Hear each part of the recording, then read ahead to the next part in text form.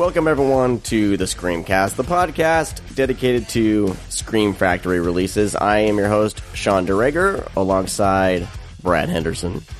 Hi. And Brian Sauer. Hello. So thanks for checking out the show. And today we're going to be talking slashers and Final Exam. And Slashers. Brad got a instant boner as soon as we mentioned Final Exam and slashers. I can, he even texted me how excited he was. I'm assuming that's a confirmation. I didn't hear you cut out. What did you say? All I heard was the boner part. See, you said boner, and then you got me all excited, and then my mind shuts down because I start thinking about boners, Okay. Like my own boner, not other people's boners. Of course. Right. Okay. Let's move on quickly before this show goes downhill. Too late. I think that was the first one, John. Yeah. Well, like I said, we are going to be talking about Final Exam, one of Scream Factory's newest releases. They released Final Exam and Evil Speak on the same day. So we'll save the conversation for Evil Speak a little bit later.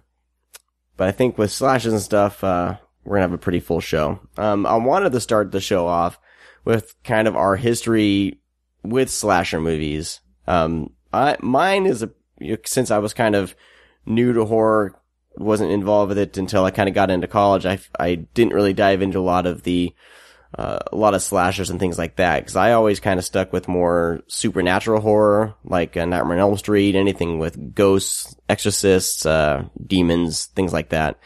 And I think the first slasher I watched, I dove in, I just watched Halloween. And, I've never really been a huge fan of slashers. I've always kind of gravitated more towards the supernatural kind of elements of horror.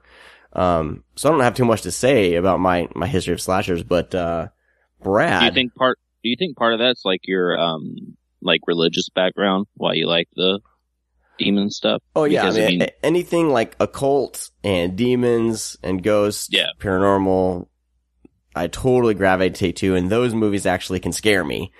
But yeah, slasher movies don't really scare me, except, the one time when I did watch Halloween for the first time, I was living in a single story house. Me and my wife, my daughter had just been born, and my daughter was asleep, and it was about midnight, and, some kids had been pranking the neighborhoods by cutting out our power, shutting off the main power switch outside. And, someone did that at about 12:30 in the AM as I'm watching Halloween. So, needless to say, I got a little taste of reality. Got a little freaked out. Yeah, that would freak me right out too. Bunch of wussies. I know. So, you know what? Let's go to Brian. Brian, what's your history with slasher movies on a personal level?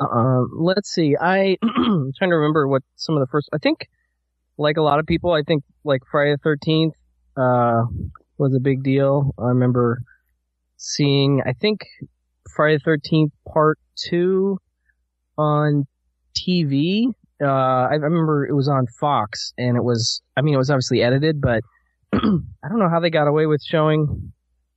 Yeah, I guess they just cut away from a lot of the kills or something like that. But anyway, it was at a birthday party. I think I was in middle school or something, and I kept watching, but then I would sort of leave the room when I got freaked out. It was at this house in the middle of nowhere, and we went outside to sort of I don't know if we were playing hide and seek or what, but that was just kind of a freaky combination experience. But anyway, it was just sort of one of those things that I think a lot of people have with horror movies, where you're just sort of freaked out and fascinated by them, and you just start to seek them out a little bit more. And so I think that franchise has always been a favorite of mine, and pulled me into the genre. And then I just think I started going through different. I went through a lot of different phases when I was younger with video store, their horror sections. And I think I just started finding all the other, because obviously we'll talk about it later, but a whole shit ton of slasher films came out in 1981 and the subsequent years. So there was a lot to dig through, and it took me a while. But I just sort of became fascinated with this. I don't know, the conventions of the genre. I don't know what it is about it, but there's something that just really grabs me about it. I don't know. But I think that's where it started with Friday the 13th, too. Cool. Brad? Hi. How are you, Sean? I'm great. I mentioned my mom a lot on these shows, and my mom is the one that got me into slashers. I think those are the very first batch of horror films that I experienced at a very, very, very young age. I would safe to say maybe around 4 or 5. I was brought into Friday the 13th and Halloween. So those are my most fondest and that I can recollect, and I can remember sitting there watching those movies. Nothing ever scared me. It was mostly Child's Play that really frightened. Not a slasher in a way. Well, it's kind of slasher in a way, but anyways, Child's Play was the only thing that really scared me as a kid. But my mom she's obsessed even to this day. Anything where a killer wears a mask, you don't see its face, teens are having sex and dying. My mom's a huge fan of that type of thing. So that's how I got into it. Now, it's always remained one of my favorite, little subgenres. I want to ask you that because, you say they are your favorite subgenre. Like, what is it about slasher movies that really, that makes you gravitate towards them? Is there? I don't know. The kills is what really, anything with cool kills, trying to find out who the killer is, kind of, the cat and mouse and chasing thing. Mm-hmm. The survivor girl is mostly, female, pulling through and, butchering the killer at the end. Just that whole thing. And sometimes, I like when it's, actually a crazy person, like in Final Exam. It's not really a guessing game. Right. And the same thing as Slumber Party Massacre, where it's just some complete psycho, and you don't really have to guess. That's fun because you can, wait for the kills and TNA and stuff like that. And there's a lot of comedy behind them as well. A lot of slashers do have this sense of, just kind of witty comedy every once in a while in them. And I just like that. I just like people being completely stupid and then getting butchered. I don't know. I like it. Well, I wanted to bring up, in this episode kind of, the history of slashers, because they seem to be kind of a modern, horror convention, because I think before slashers, what the things that I read was the first slasher or movie that was kind of attributed to being the first slashers is Black Christmas. Yeah. And that year there was another one. I mean, I don't have the article in front of me, but that's been attributed as the first slasher. But of course, there's movies like Psycho, which have elements of that.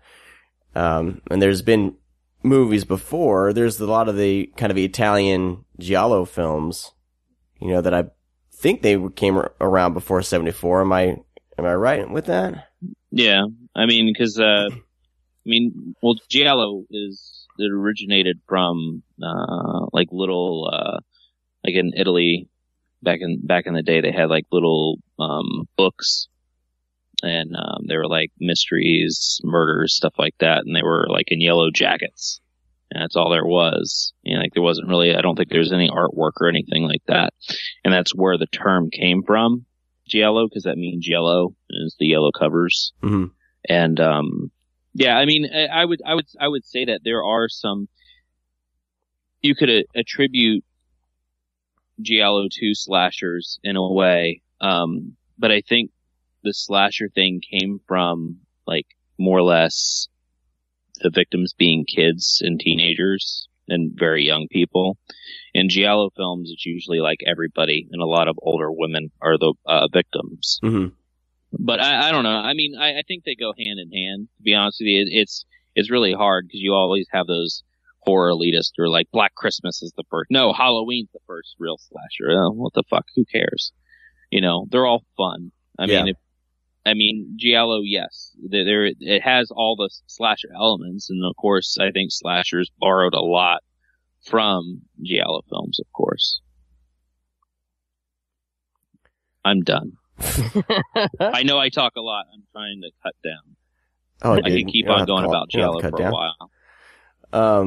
Brian, what's your take on kind of, the history of slasher films? I mean, do you agree that Black Christmas can be the kind of grandfather of modern slashers, or do you think it goes before that as well?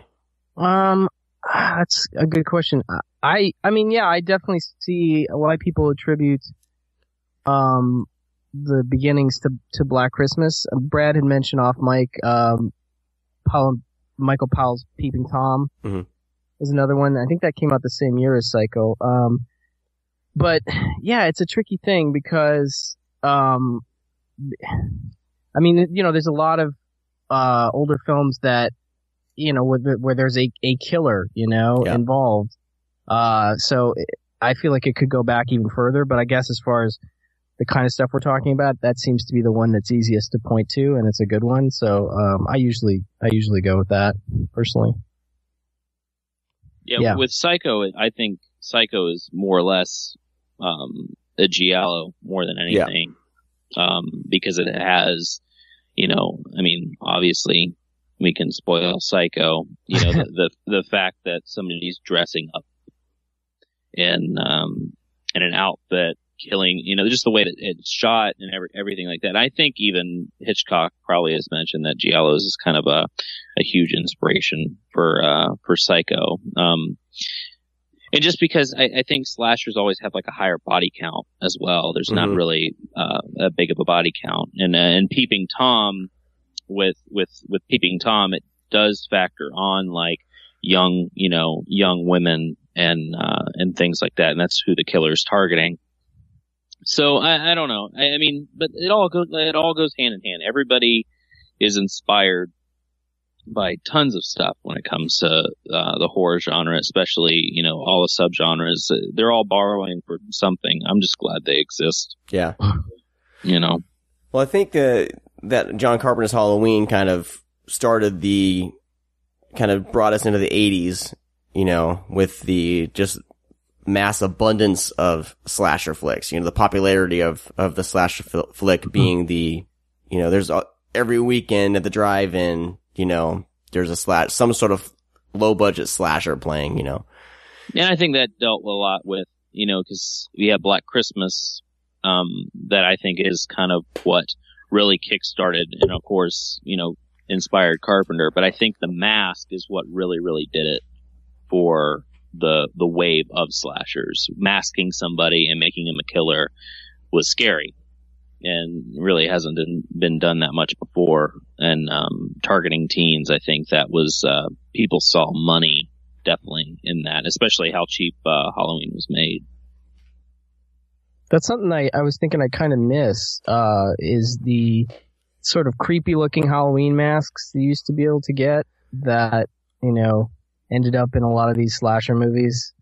Yeah. I some of them I'm sure were production designed and stuff. I mean, obviously we all know the story behind Michael Myers, but I feel like I don't see, there's all these Halloween stores all around all the time, and I'm always kind of on the lookout for not that I'd ever want to, I just like creepy masks, and I feel like. Are you saying you want to find a creepy mask to kill people? No, not at all. No. Because I do that. But I sometimes think like if I was going to make a slasher movie, like, one of the things that I would look for is like a really cool creepy mask, and it would probably be something that would have to be designed, I think, because of, how little I see out there today that really is creepy, Now they took away those little plastic ones, and those are gone. Were my favorite, Yeah. I mean, they're pretty bland now, so. Yeah. Why'd they take away those? They scared people are gonna go around killing people? Cheap. Huh? I don't, it could, who knows, maybe there was some issue. Too easily. Yeah, they broke, or maybe they, had some kind of, something in them that made people sick, or who knows, I mean, at the time. No, that happened in Halloween 3. Of course, yes. That's a documentary, right? That's what I heard. That really happened. Nice. But yeah, so I missed that stuff, and I totally agree that there's something cool about that. No, I totally agree. Well, let's go ahead and take a musical break here, and then we're going to come back and we're going to dive into Final Exam. Does that sound like a plan? Because I feel like Brad's saving everything for Final Exam. And more slashers. Talk about slashers. And of course, our top 5 slashers, we're going to be getting into that as well, so that should be fun. 10. 10. Oh, man. 10. My throat, Jesus. I got 5, and then I got honorable mentions, and then Brad and Brian 30. are rock stars. They have 10. 30. Yeah. Oh, I'm excited to hear you guys. Our top 30 slashers list coming up. It's a soon. terrible thing. It's going to take us 2 hours. Yeah, well, this musical break. Here we go. All right. Today's band is Temple Invisible. Their single Disappearance just came out. You can download it exclusively from their website. Where the hell is their website? I had it right here. It's at Temple. I don't know. I'm just trying to help you out. But while you're looking for TempleInvisible.com. Wait, shoot, where'd it go? They do the stupid bit.ly thing. Here we go. Go to TempleInvisible.com and you can grab it there. And I believe they're working on a full-length album. This is kind of testing the waters, I believe. So, hope you guys dig it. This is Temple Invisible. You're listening to the ScreamCast.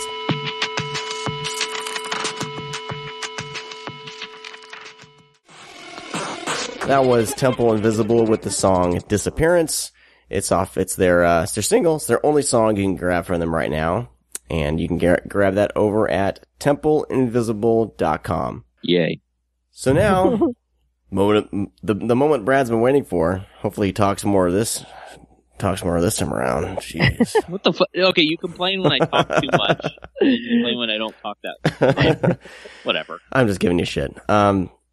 Let's dive in and talk about Scream Factory's release of Final Exam. At Lanier College, they have the finest security, the best teacher-student relations, no fraternity hazing, strictly enforced curfews. Shh. What was that? And a killer. Final Exam is a 1981 slasher, directed by Jimmy Huston. And Yeah, you better get it right. Stars a handful of people who haven't really been into much afterwards. Correct. Starring Cecil Big Daddy, Joel S. Rice, Ralph Brown, just to name a few. You gotta love Joel S. Rice. Yeah, that's definitely the highlight of Final Exam. He's awesome. He is radish. So this was my first time watching this movie. I'd never seen it before. I've actually had never heard of it before.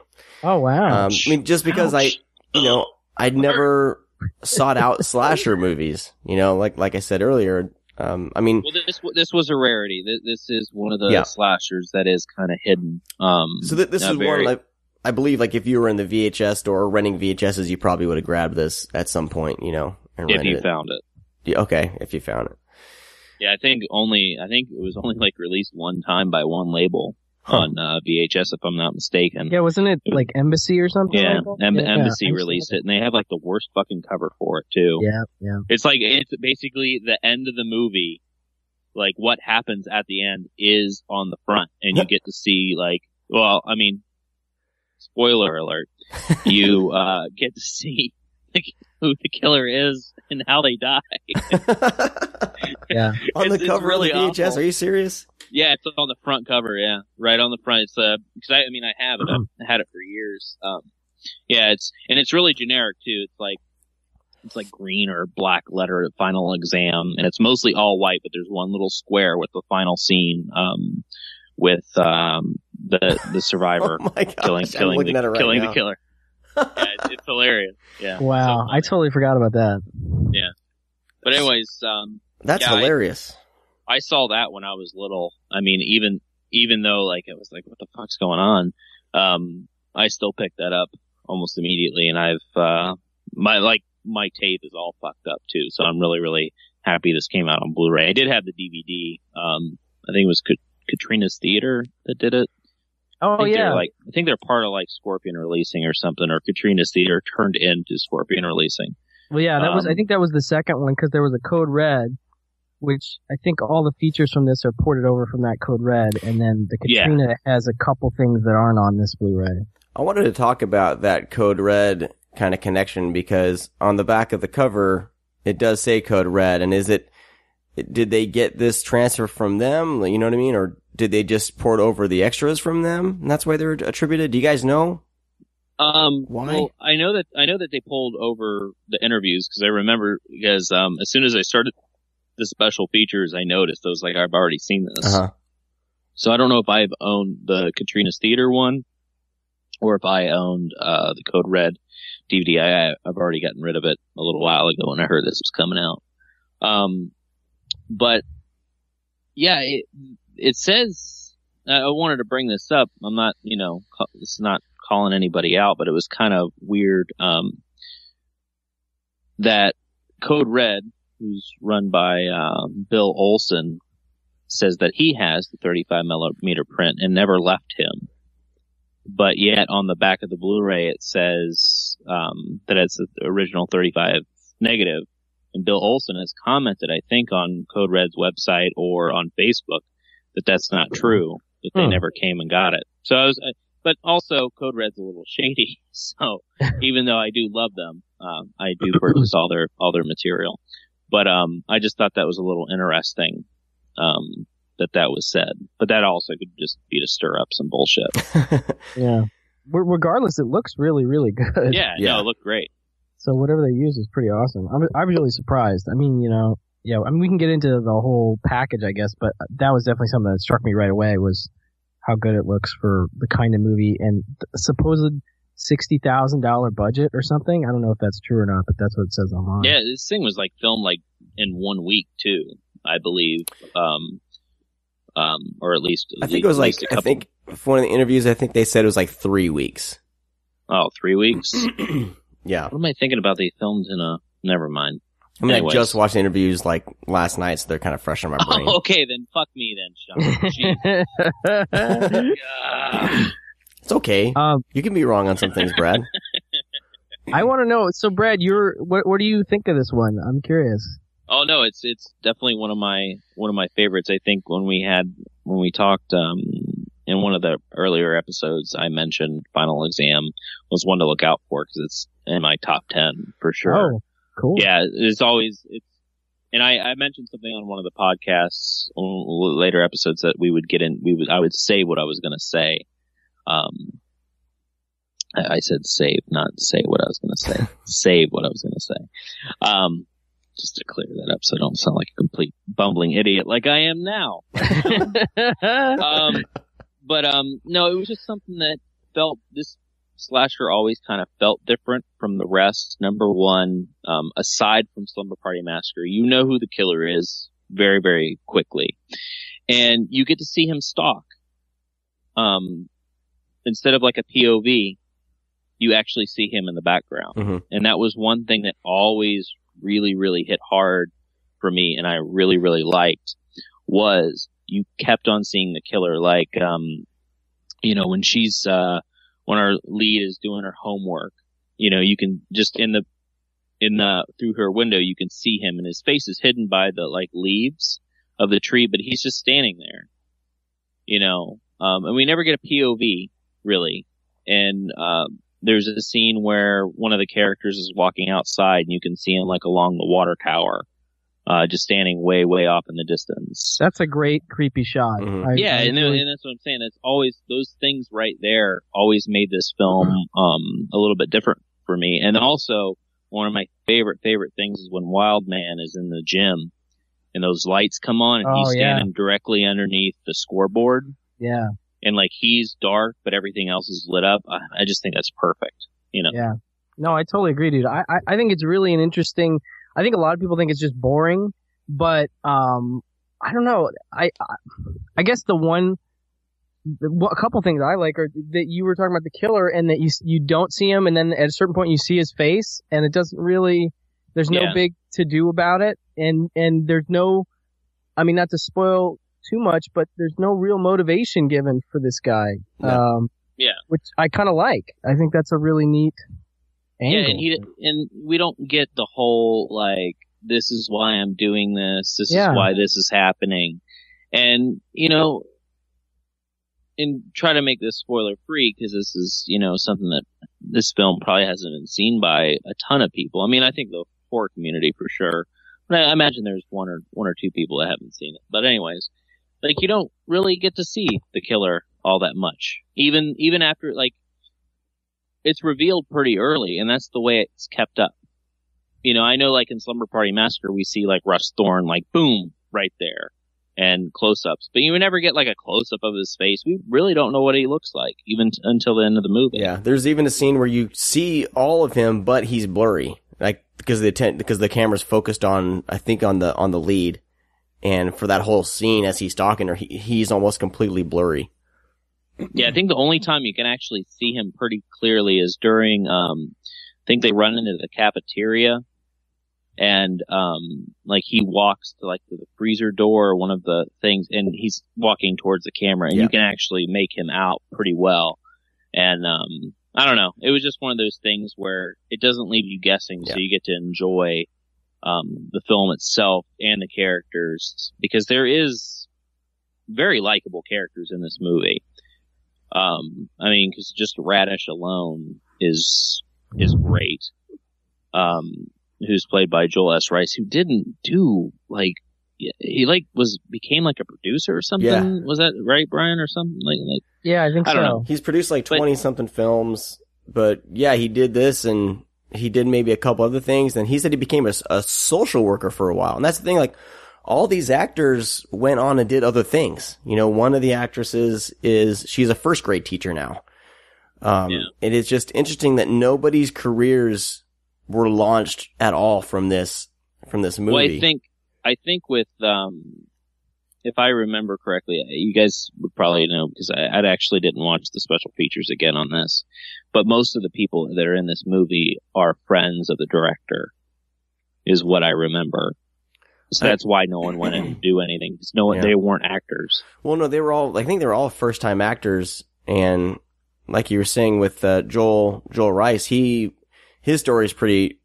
All these interviews are pretty short and sweet. They're not really good storytellers, but he was kind of on a whim, I guess. He went in for the audition, just not thinking he'd get it, and he was kind of, I think he was a junior in college or something like that, and he was in LA. He did the audition, and then he hopped in the car with a friend of his to drive cross country back to, Carolina or somewhere, North Carolina or something like that.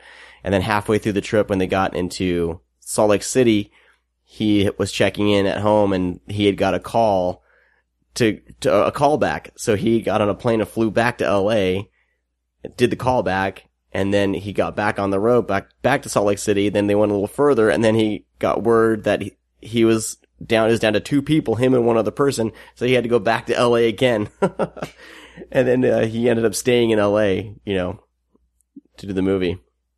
Or no, then they went to, I think, South Carolina to shoot the movie or something like that. But his story is pretty interesting, and I don't even know what Jimmy Huston. I mean, he's done My Best Friend is a Vampire. Is the only thing that I see that's. He had something else. He did have something else. What was the other title? Did you just say another title? No, I looked here. He wrote, he wrote Running Scared, the 1986 film. He did the screenplay, but everything else that I'm looking here as far as his credits go, they're not familiar to me. No, he directed something. It's like Death in the title. Death Driver? Death Driver. 1977? Yeah, I think I remember that one. That's the, it's like a thriller. I can't remember. I can't recall what that movie's about. But anyways, I think I have seen that back in the day. Yeah. Well, I would have loved to have heard a commentary from the guy. I don't know if he's still around or not. Who the actors do the commentary in this one, right? Yeah. It's I gotta say, I mean, actor commentaries are okay, but there's just something essentially difficult about. I mean, they can recall, shooting a scene and how they got involved, and maybe they have a good anecdote about the production, but ultimately actor commentaries are not typically that engaging for me because I feel like what they do is kind of harder to put into words, whereas I feel like directors obviously have to, talk all the time and tell people things they want all the time and be more expressive in a verbal way. Yeah. So I just feel like they're better. And it's such an odd film that I just wish we could hear from him. It's a solid movie, and that's what I wanted to say. Maybe having this be my first time seeing this movie, I was kind of struck with the time that they took for character development. I was struck at kind of the lack of a gore scene, It's very much Halloween. Yeah. Where there is brutal violence, but the camera does not dwell on it. But it's still brutal, you know what I mean? Yeah, I mean, two things. One, in regards to Halloween, Sean, you're totally right. And I was just reading Brian Collins's review that he did for Badass Digest. He calls it In Defense of Final Exam and stuff. But he goes on, I don't want to go into it specifically because there's kind of some spoilery stuff, but he goes into some really specific comparisons between this movie and Halloween, including, one thing is that this isn't really a spoiler. You've got an inciting incident like you do in any slasher movie, and then the next kill doesn't come until about the 51-minute mark. Yep. And apparently that lines up almost exactly with Halloween. Like that's I think when somebody goes in that movie too. Mm-hmm. And then he goes into this other specific stuff about the ending and everything. So it clearly must have been some kind of a model for them. Well, I think in the 80s, in the early 80s, after the success of Halloween, I think a lot of studios, and screenwriters, because they were trying to cash in on this slasher, phenomenon. And I that doesn't surprise me at all. I think a lot of movies tried to be Halloween. I just think Final Exam succeeds in its own right, even though it's kind of copying the formula. Yeah, I mean, just even more copying than, like, with the walk and talk with the girls and the guys talking about going to, have sex later, all that stuff. There's just a lot of similarities structurally that I think people don't think about, which I think is interesting. When I describe this movie to people, sometimes I say, and maybe this isn't the best way to describe it, but I say like Degrassi, the college years meets a slasher movie. Because, and I know that sounds like maybe kind of insulting, but I actually like Degrassi. I think it's a fun, I think a lot of people do. Odd show. Yeah. And I feel like that kind of acting and that sort of kind of melodrama is what plays out for a good section of the movie before the slasher elements take over. So I think it's a neat movie. I think a lot of people think it's boring. But I don't know. I just think Joel S. Rice is really entertaining. There's something about the way that he delivers dialogue. Yeah. It feels kind of like community theater, but then in watching it again, I'm like, no, it's a little better than that. And he has like a sincerity. You feel like his friend, right off the bat. Yeah, there's a sincerity. Like this would be everybody's friend. Yeah, no, he's good. And the lead girl is like really, really adorable. I don't know, for some reason she's just got a really cute face, and there's something, I don't know, between her and Joel Rice that's just kind of cute, that sort of gets you going, gets involved in the movie. But yeah, there's a lot of interesting weird stuff. Like the frat guys in the movie are they're kind of dorky. There's Wild Man, which is like he's such an odd character, and it's such an odd thing to, like, Wild Man was like, I feel like that was a nickname people used back in the 40s, 50s, and maybe 60s, I guess, for the college party guy, but I didn't think it carried on to the 80s. But he's like the party guy unhinged, like the sports jock party guy. He's the dirty party guy. To the nth degree. Yeah, he's the guy that makes everything uncomfortable after a while. Well, dude, that one scene is super uncomfortable is whenever they go back to, like, their dorm, and he's standing there, he's like, and he, like, pours the whipped cream, like, in his mouth, and, like, he takes off his shirt, and he goes for a new shirt, but he's still got, like, whipped cream on his, like, bare chest.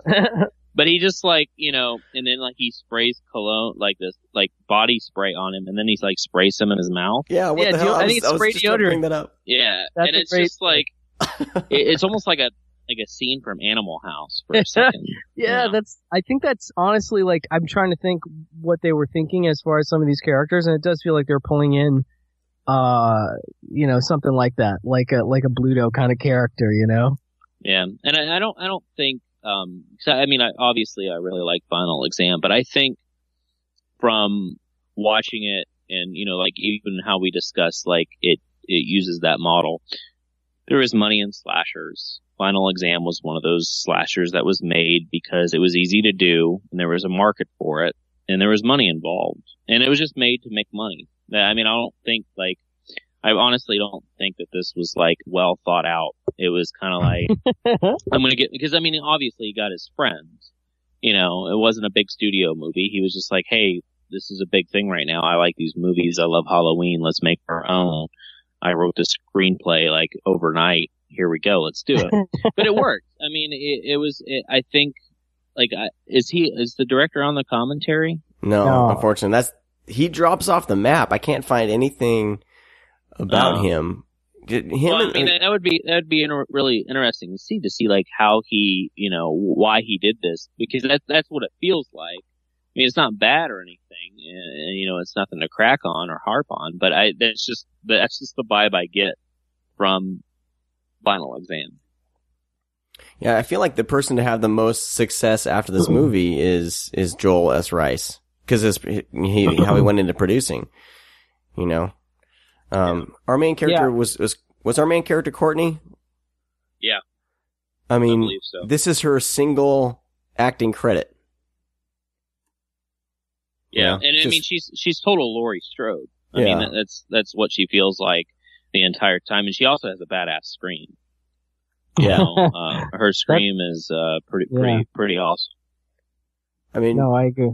Most everyone, this is pretty much their only credit. I can't find.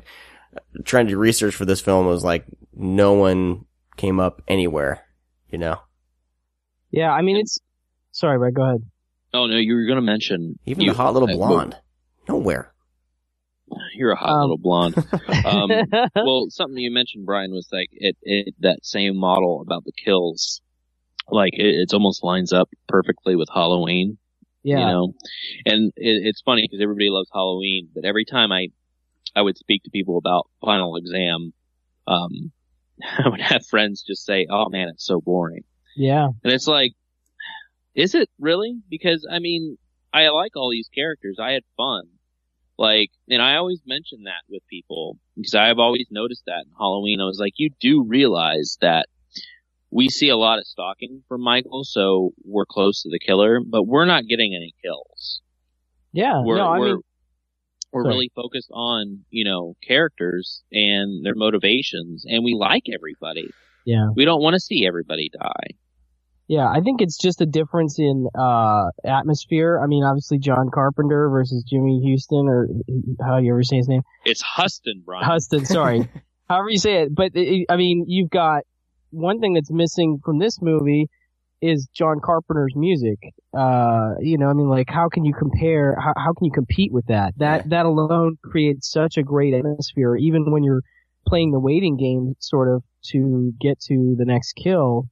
This movie just doesn't have that, and the music is very much. It's like a combination of. It sounds like it's a combination of like Exorcist and Halloween. It's. I really dug this score. No, don't get me wrong. I like it too, but I mean, it's not John Carpenter. You know what I mean? I agree. Carrying things along, not as haunting or as memorable. Mm-hmm. Yeah, but I think it works. No, I do too. Don't get me wrong. I think it's a really interesting movie, and it's one that just gets lost. I think, because you look at 1981 and like Friday the 13th Part 2, Halloween 2, My Bloody Valentine, The Burning, Happy Birthday to Me, Just Before Dawn. I mean, like, Jesus Christ, calm down. There's all these slashers. There were so many. I mean, it's just too bad that this one. I mean, again, I feel like it gets lost in part because so many were made, and I think in part because some horror fans probably saw it at the time and passed on to their friends. Oh yeah, it's boring. Just skip that one. Yeah, no, I completely agree. Well, because in this one, like all those movies you mentioned, it's all about the kill in those movies. And I think we'd reached a point in like oversaturation of slashers where people went in to see the gore and the kills. you know? And this one, they were trying to bring it back to more character. Yeah, I just think it's too bad. I mean, I just heard on another podcast some people saying they were watching it for the first time, at least one of them, and just, again, same response, really boring, which is too bad. I really wish, you know, people would give it more of a chance. But I guess, again, if you go in with the expectations of The Burning or, you know, a big time, lots of kills kind of slasher movie, yeah, it's gonna come off pretty dull, but I don't know. I think for what it is, it's very enjoyable. I think I could see why there's a cult following around it, and I'm glad you guys are both fans of it too, because I think it's a memorable movie. Well, like I said, I think it's just a solid movie. Oh my god, I'm so sorry. I started talking the same time. Huh? Huh? What? Go ahead. I'm sorry. Oh. No, I was just gonna say, like, that's the thing with this movie too. Like, it's not unintentionally funny. I dug the movie, you know, it's not amazingly acted, but I feel that there's a certain sincerity to the actors. Like, they're all trying, and they're all, you know, they are to a certain extent believable. Like, you said, was it Brad? You said the same community theater, or was that you, Brian? But I think that's what I said, but yeah, I mean, it feels community theater, but then again, like, there's an authenticity to the people, you know? Yeah, it's something that comes with, like, I mean, you know, inexperienced actors or semi-non-actors, there is this authenticity that you can get.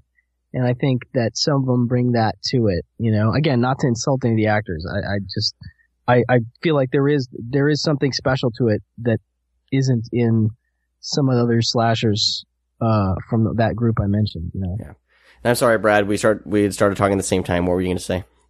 My friend. Something bullshit. I don't remember. I was just playing on something with somebody else that I honestly don't.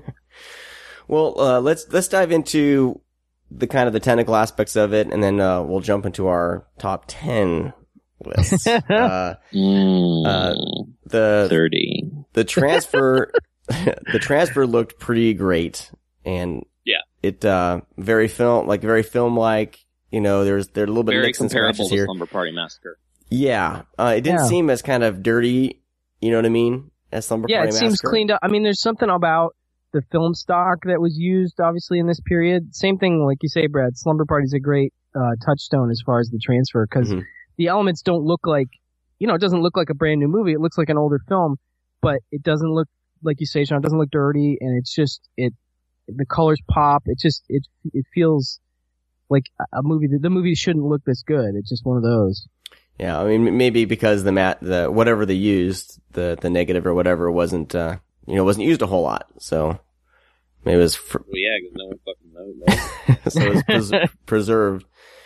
The sound, it's a mono, I believe a mono soundtrack, and I was actually watching it. No, I did not have headphones on this time. So normally late at night I'll have to watch a movie with headphones when everyone's sleeping, because for some reason our bedroom is right above our living room, and that poses a problem. But I thought it sounded pretty great. I didn't have any negative notes or anything. It sounded like a movie from the 80s. Yeah. Everything seemed balanced and mixed well. The music sounded, the music is it a synth score? But it sounded pretty good. Yeah. And then then we got the special features, which is like we've mentioned, it's an audio commentary with the cast members, Joel Rice, Cecil Baghdadi, and Sherry Willis Birch. Did you say Big Daddy? Baghdadi. It's Bagdadi. Big Daddy. Baghdadi. Doesn't that commentary have two moderators? I know one of them. I don't know. I haven't heard it yet. Oh, okay. Well, one of them is Julia Marquesi of the New Beverly Theater here in Los Angeles. She is, as far as I know, outside of Brad, one of the biggest fans of this movie that I've ever come across. Like, she just loves this movie. She loves Radish, and so I just think it's interesting when fans get involved. It isn't always a great combination, but I think she does a pretty good job. And there's some other guy, I don't know, I can't remember who the other moderator is, but they make for a more interesting commentary than an actor commentary would typically be, I think. So. Cool. Then we got interviews with those 3 actors. So those seem to be ported over from the Code Red DVD or whatever. And those are okay. I watched those. Like, they're pretty short and sweet. And they'll throw the interview question up on the screen, and then you'll see their answer. But it's okay. You know. Yeah, like I said, I would have loved to have some kind of some new extras. Mm-hmm. But I'll take it. I never would have thought this movie would show up on Blu-ray. I think that's probably why we didn't get a lot of extras, because I mean, they're going to put forth all that money to do these extras, and like, is this going to sell? Yeah, who knows? I wonder if it's another one that's. I'm sure it's probably underselling because people don't know about it. I mean, it's not going to do the Fog or Halloween 3 or that kind of business. I'm sure, but I'd love to see it get a little bit, well, I'm sure it'll get some more notoriety, because as Scream Factory goes on here, I feel like these more obscure titles, everybody that's got to collect all the Scream Factory movies have to buy them, and so a lot of people won't have seen those, and maybe they'll, hopefully become fans. So also, you got to count on the factor that we have millions of listeners, and they're going to all buy it. So there you go. That's right. I always forget about our millions of listeners. Our clout. Yep. It's building up. I think we helped sell maybe one Deadly Blessing Blu-ray, but I know we sold Bad Dreams. I saw some. Yeah. Oh, nice. Yeah, I think we did a couple of those. Yeah, because people will tell us when they bought something, which it's nice. Yeah, man. I think that's really cool. It's nice to know that we actually talked somebody into, because I know we have quite a few listeners, but it's nice when actually people reach out. So if we actually do change your mind or encourage you to buy something, let us know, because we like to touch ourselves whenever we hear those stories. Yes. We like to know that what we're doing is not in vain. Yes. Because this, some of you don't know, like, this takes a little bit of time on our free hands. And free hands? Time, see, Brad? Freudian slip. Free hands. Our free hands. Oh, dear. Dear God Almighty. Bunch of free hands. Free time. Jesus. But yeah, this is something that we do, just for fun. And if it helps influence a purchase or whatever, that's awesome. We'd love to hear it. And we get to talk about horror films, which is great. Yeah. Let's dive into our top whatever lists. 30. Top 50. You know what? I'm just going to bring up a list of all slashes of all time. We'll just rattle it off. I'm just going to name every slasher ever made. This is my favorite.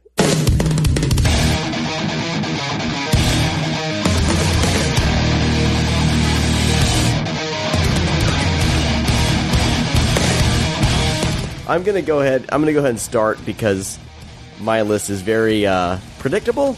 Mine might be a little boring too. I'm sure Brad's going to. But we'll see here. I'm going to rattle through my honorable mentions, because this will make it more of a top 10.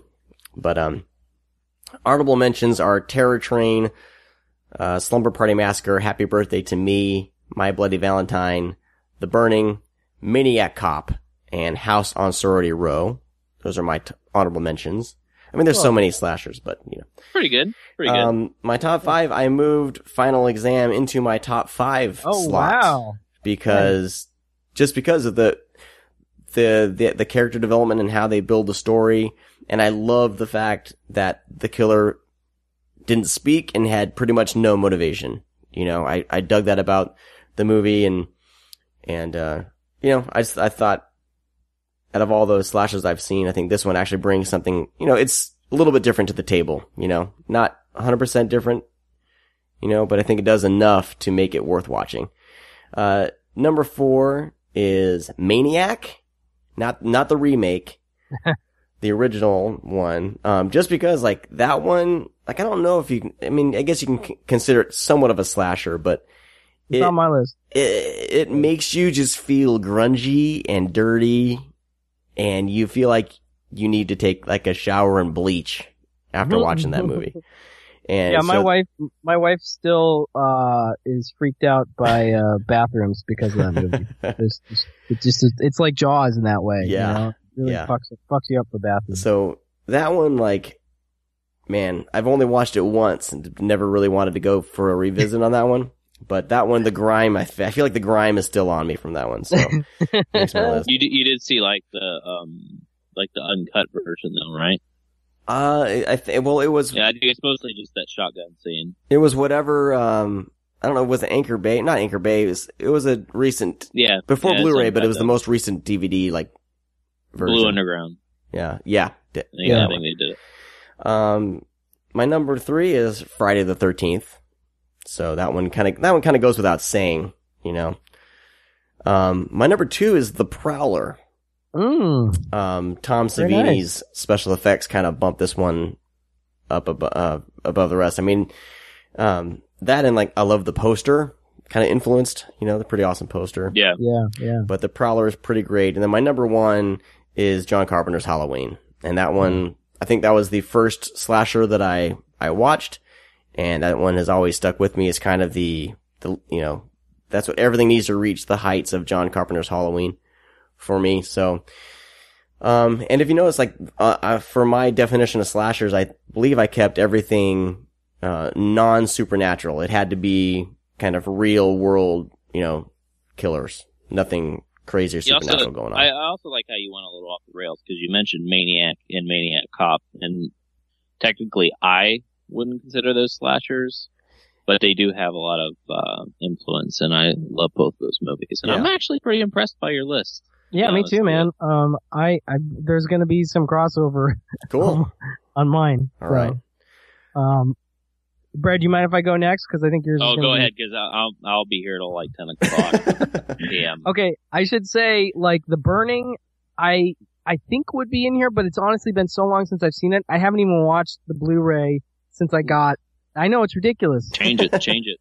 I know. Well, thing is, it would probably go in here, but I don't know where, and I want to rewatch it before I properly slot it. But that would be just outside the 10 right now, and Final Exam would too. Actually, really, it's not quite a top 10er, but I do like it quite a bit. Some of these might be controversial as far as are they slashers, are they not? Ooh, I'll be the judge of that. Okay, my number 10 is Don't Go in the House, which is good one. That's a good one. Yeah, I mean, it's a weird. I don't know if I consider that a slasher, but that's a really right, good, yeah, good I mean, movie. Yeah, it is.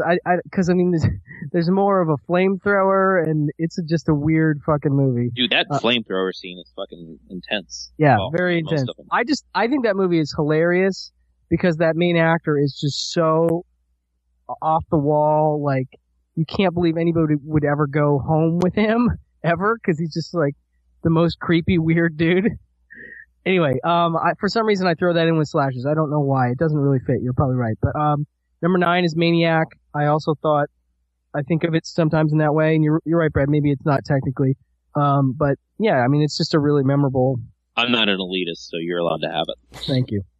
Yeah, Joe Spinell in that movie. I still think that's one of the great performances, ever. I mean, it's not fantastic. Like he's just so amazing in that movie. You just can't. Oh my God, it's ridiculous. I love him anyway. As an actor, I just love him. Number 8 is Black Christmas. You've talked about that one already. Number 7 is Terror Train. I'm a big fan of Terror Train. I don't know. That's got some great masks in it. I was talking about masks. There's some good stuff in there. And a really creepy David Copperfield. Which is weird. He's super weird in that movie. Number 6 is Madman. That's great movie. Yeah, that's an interesting one. That's a hard one to find now. Yeah, I think the Anchor Bay disc is out of print, and I'm feeling like that could be a Code Red release, I thought, though. Oh, you're right, Code Red. Code Red. I feel like they both did. I feel like there was 2 discs. But anyway, it's definitely one that I feel like because Code Red put it out, maybe it could come out Scream Factory at some point. Yeah, I'd like to see it. It's also one of Tarantino's favorites. Oh, really? Didn't know that. Yeah. Yeah, it's a good one. I mean, it's a very sort of it's got a Friday the 13th vibe in that there's like this mythical Madman Mars killer character that haunts these woods, and he's a good killer, like the way that he looks, and there's some great scenes of people trying to hide from him and not pulling it off that I think are really good. And there's one girl that's got this scream that is it's good, but it's also like really genuinely like affecting. Like she's able to do something. I always remember it where I watch it. I'm like, oh my God, that's like a little disturbing. Like she feels genuinely terrified or something, you know, like in this almost sad way. Like, you know, like I'm going to die. I can't explain it, but there is a scream or two in here by this one actress that always stood out to me. Number 5 is The Prowler, which, I don't know. I'm a big fan of that one. I was lucky enough to see, somebody locally has a 16 millimeter print of it, and I was able to finagle my way into getting to go see it. He projected it in his backyard. This was, sweet. Let's say like 6 months ago, maybe 8 months ago. I don't know. I remember you saying that. Yeah, that was a lot of fun. My wife had never seen it before, and so it was great to see it 16 millimeter, just in this guy's backyard that elevated. But I was already a big fan of that one. Great Savini effects, you know. Also directed by one of the guys, Joseph Zito, I think his name is. He directed one of the Friday the 13th films. Yeah, he did 4. He did part 4. Yeah, 4. He did Red Scorpion. That's a good one, yeah. He did a lot of other Joe Zito. Joe Zito, there's a running joke between a friend of mine and I, because he met Joe Zito at like some kind of weird conference once, and so we always talk about Joe Zito. But yeah, he's great. I like his stuff. Number 4, April Fool's Day. I'm a nice fan one. of that one. Yeah, I mean it's kind of on the edge as far as a slasher, but it is. It's a slasher. But Totally. I just, that cast is just amazing. I mean, you know, you've got Deborah Foreman, you know, Valley Girl's one of my favorite movies of all time, so that's great. Clayton Rohner is one of these actors that I think people totally forget about. He's in Just One of the Guys and Modern Girls and a couple other things, and he's just really great. He's totally overlooked. And then Thomas F. Wilson, Biff from the Back to the Future movies. And then Amy Steele, who is like one of my favorites. She's gorgeous. Yeah, I mean, she comes up later in this list as well. I know that's a spoiler, but she's just great. And her boyfriend is the guy from Summer School. I can't remember that actor's name, but he's really good too. Mark, is it Mark something? Yeah, that sounds right. Mark Harmon? Mark Harmon? No, not Mark Harmon. No, he's the teacher guy in that, but I'll look him up. Anyway, it's just a fun sort of Agatha Christie kind of mystery slasher. You know, I just think it's a really neat movie. It's always been a favorite of mine. My number 3 is My Bloody Valentine, which for me gets better every time I watch it. I just think it's, you know, really, really well done. It's just the prototypical one for me. It's just got a great, you know, oddball Canadian mythology. too. Yeah, Canadian. It's got an oddball mythology. It's got a good-looking killer with a cool mask, and you know, there's some cool kills in it, and there's one with involving a dryer and stuff like that. And then number 2 is Friday the 13th Part 2. That's my favorite one in the series. I love, again, Amy Steele is in this. I have a signed, it's like an insert poster that I got her to sign at one point in my office at work. I don't know, there's something about this one. It's obviously more or less just a rehash of the first movie, but it's the first appearance of Jason as the killer, really, and he's, you know, pre-hockey mask. He's got the the bag head. Hood. Yeah, the hood. Yeah. And there's just something super creepy about that hood that has always got to me. I don't know. I don't know. There's a lot of dorky characters in it, but I don't know. I feel like it's well enough directed that, you know, and I think it also, like I said, I saw it at a really formative time, so there's definitely some nostalgia in there, but it's got a nice closing sequence, you know, where Amy Steele has to sort of take on Jason and sort of mess with him to try and pull some stuff off. And, you know, I think it's pretty good. So that's always been my favorite Friday the 13th. And then boringly, I guess number 1 is Halloween also. You can't, I don't know, for me, it's hard to beat that. I just love Carpenter. He's basically one of my favorite filmmakers ever. So if I'm doing a top 10 with a film of his that could be slotted in, it's probably going to be near the top somewhere. So. Oh, we've been around talking about Mars movies. Okay, well that might be tough. but I still actually kind of like that one even so. But yeah, I want to hear Brad's list though, because he's gonna have some deep cuts, I think. Well, what I'll do to ease this a little bit, I am going to everything that you mentioned already in your top 5 and stuff like that. I am going to leave out because those are some of my favorites as well. Do you want to rattle them off? Rattle off the ones that would have been. Honorable mention. I mean, like Halloween, Terror Train, The Burning, stuff like that. Always, like Maniac, all the Friday the 13th films, Halloween. I think I just said that first, but anyways, all those are some of my favorites. So I will discard those as honorable mentions. Okay, cool. Okay, but as the Slumber Party Massacre, all three, mostly just 1 and 2 are up there. Rocktober Blood. Oh, nice. I absolutely adore and love Night School with Rachel Ward. Fucking great score. More or less a kind of like a giallo and slasher mixed in. Beautiful movie. Cutting Class with Brad Pitt. I absolutely love that movie. The Mutilator. Love The Mutilator. Love Graduation Day. Those are high up there. Satan. There's a small film called Satan's Blade. I think came out in like 1981. That's really good. I think Brian mentioned Just Before Dawn, which is great. The Last Summer Party, The Initiation, Hospital Massacre, which was released under X-Ray under Scream Factory, which I was very, very excited about that. We need to talk about that disc soon. Yeah, I love that movie. A small film called Blood Rage. It kind of blew up recently. Blood Rage is excellent. Diodato's Body Count has one of the best scores by Claudio Simonetti, and just all around a great film. So I think I'm just gonna start rattling off my absolute favorites. Let me just say real quick, right now. Blood Rage, I totally second that. In fact, if I thought about it, that probably might fit into my top 10. It's also called like Shadow at like what is it called? Like A Night at Shadows, whatever the apartment complex they're at. Yeah, it's like that's in the title. It's another alternate title for it. But I think I'll do a top 11. I guess I don't know.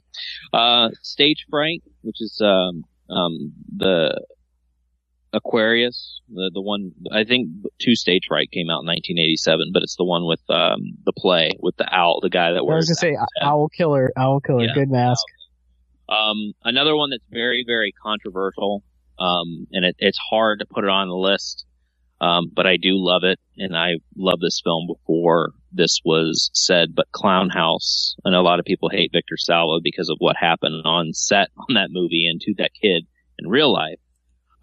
But Clown House has always terrified me. I'm not scared of clowns, but I think just having 3 men in clown outfits haunting, young teens and brothers is absolutely terrifying in a huge house. I really do like, Clown House quite a bit. A Norwegian film called Cold Prey. Oh yeah. Oh yeah. A couple sequels. That was Cold almost. Prey. I was going to write that down. Yeah, that's Cold great. Prey is fucking fantastic. Yeah. It introduced like a legendary slasher known as the character the Snowman.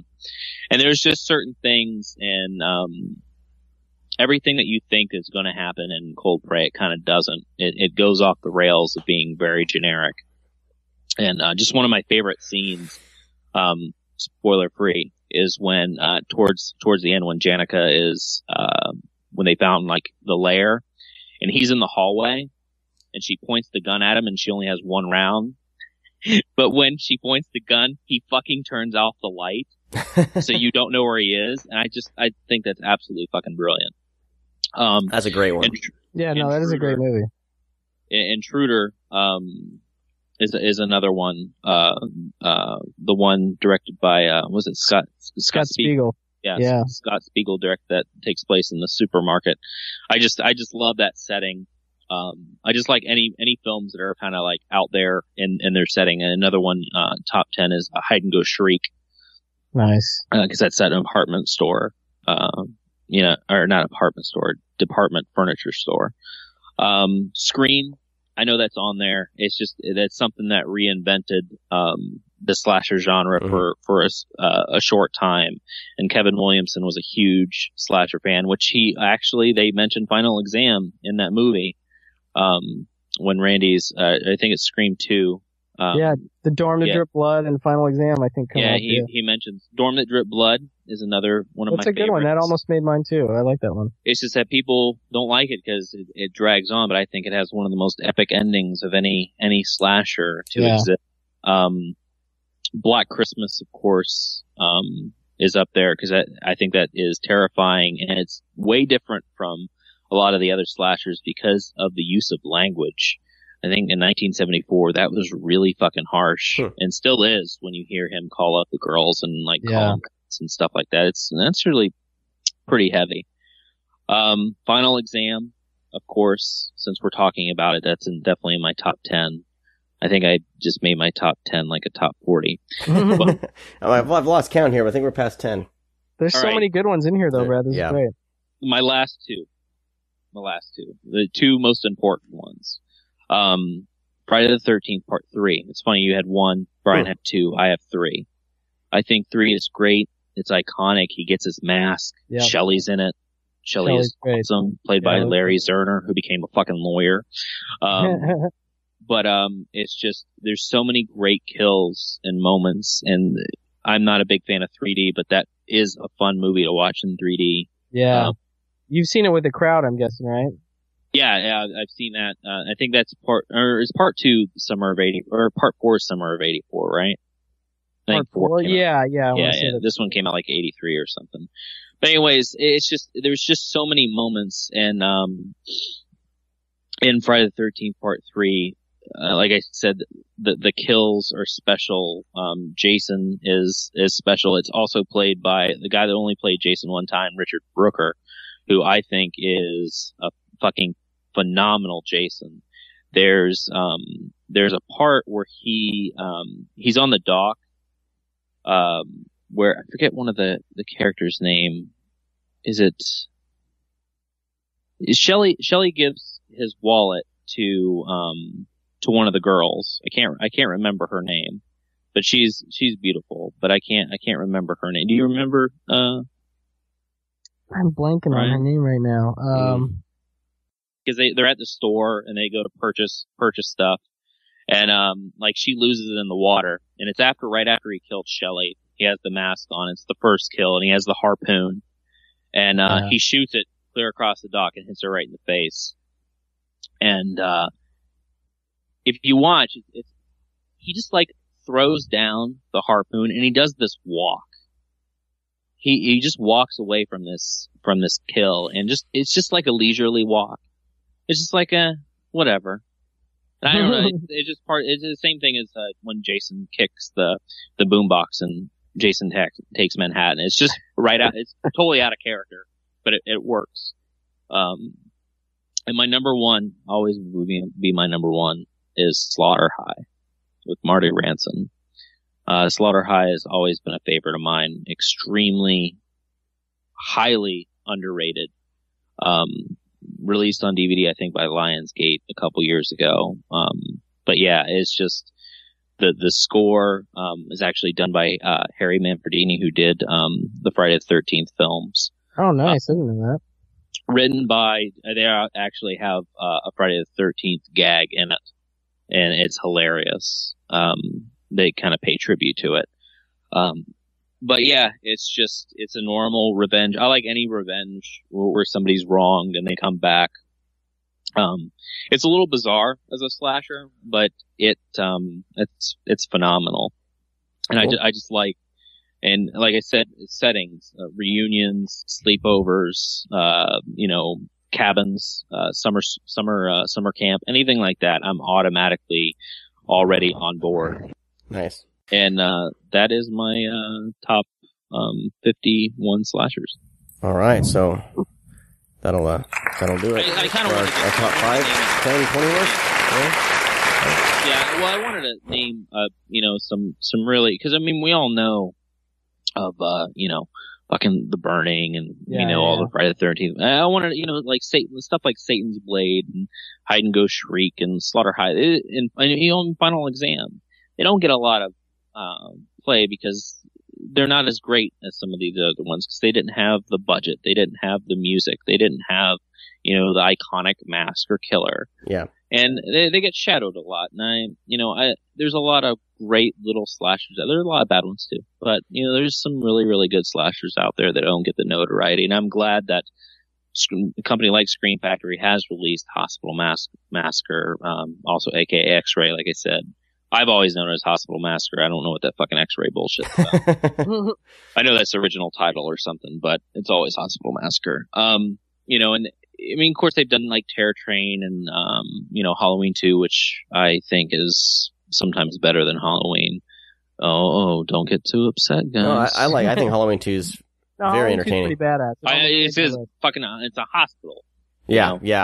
And I'm also a big fan of the picking up right after the first left off. Same thing with Friday 13th 3 and 4. I love both those movies. And especially 1, 2, 3, and 4 pick up very shortly. I think all those really. I mean, there's a gap between the first and second one, of course. Yeah. But I mean, we still follow. 2 and 3 don't. 2 and 3 don't really connect. No. I mean, maybe they do a little bit in that mythology, but I just love the 3 and 4 of Friday the 13th. I mean, he's literally laying in the barn. The police are cleaning it up. I just think that's really. Oh, I'm sorry. That's what I'm thinking about. I was thinking of the connection of 3 and 4. Yeah, that's a great, and they're both great. 2 and 3. Yeah, they're both great Friday the 13th movies. But same thing with Halloween 1 and 2. It's like a continuation. They just don't do that kind of sequel. I mean, I guess you can look at stuff like The Hobbit or whatever. I guess in that kind of crap, but it's not the same thing. It's like Cold Prey. There you go. Oh yeah.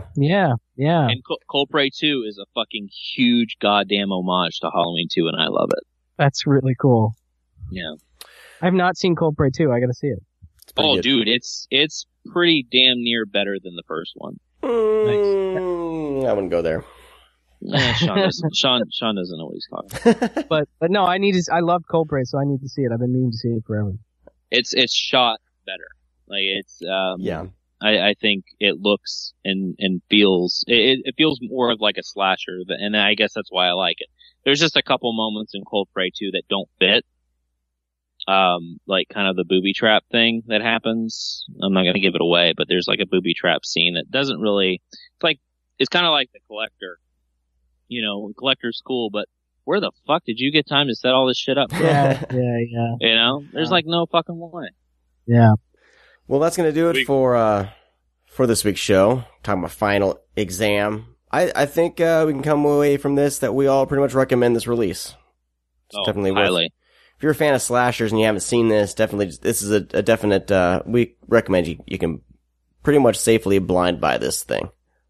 Yeah, I mean, if you're into slashers, you got it.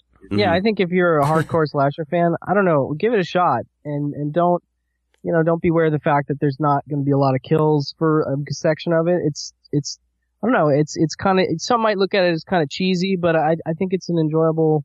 I don't know. I think people should check it out. Yeah, I mean, like I keep saying that I didn't think it was cheesy at all. Like it was. Yeah, no, I don't either. Really, I mean, there's some lines and some things that certain actors do and say that I think kind of like what. Oh, but, yeah. But for the most part, yeah, I'm with you. Like I was surprisingly engaged by it again, watching it just the other night. Cool. Agreed. All right. Well, like I said, that's going to do it for this week's show. Thanks for checking it out. You can find all of our information over at thescreamcast.com. You can follow us on Twitter at @scream_cast. And up there in the header, you'll find all of our Twitters. So just find us through there. I'm going to try to shorten up this segment as far as the close goes. Is that better, Brad? Is that better for you? Yeah, it's better. You can find me at Brad F. Henderson on Twitter. Fine. I'm at Bob Freelander on Twitter. And I'm Sean C. DeRager. See, Brad, I think Brad lives to derail things that I try to do. I like to keep it interesting. All right, everybody. We will talk to all of you next week. Thanks for listening. Bye. Bye. Oh, don't tell me you're leaving. The party's just begun. My wife always asks me, Sean, do the Schwarzenegger impression, and I'm like, everyone does it. Yeah, but some people do it well. Some people don't. Some people have the a chopper. That's pretty good. Story. That's pretty fucking good, dude. That's pretty good. Some, I like some that. people have a gift. I like the eggs, the bacon, and that's what I'm doing with my coffee. We go to the chopper and get out of here. You sound like a more younger Arnold Schwarzenegger. Well, yeah. The old one tries to act. Like in, Ooh. He was a good kid. He should not have died.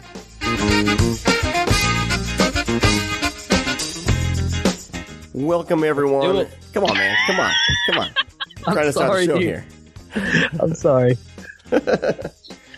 Okay. Here we go. Everyone quiet. Shh. Shush. Oh, boy.